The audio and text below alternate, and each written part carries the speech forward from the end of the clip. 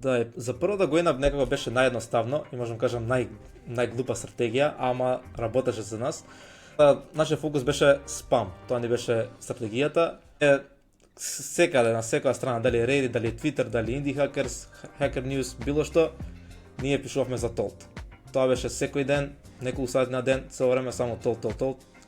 И кога пример користев некои алатки, пример за Reddit, имаше една алатка, се викаше F5 bot, каде што ние стававме неколку keywords и секој ден ни праќаше, еве тука има некој пишува, прашува за affiliate software. Ома што ни стига тој имејл, ние влагаме, пишуваме Tolt нуди решение за ова и така постепено цело време тоа го правевме и некако сега тоа не може да го правиш на scale, али за старт доста ни помогна така да стигнеме до 3-4 МРР и понатаму веќе кога ќе стигнеш до нека си сума, кога имаш неколку users, веќе све иде поедноставно бидејќи тие users те рекламираат тебе. Тука веќе можеш да пробаш и малце некој друга стратегија, пример paid marketing и слично.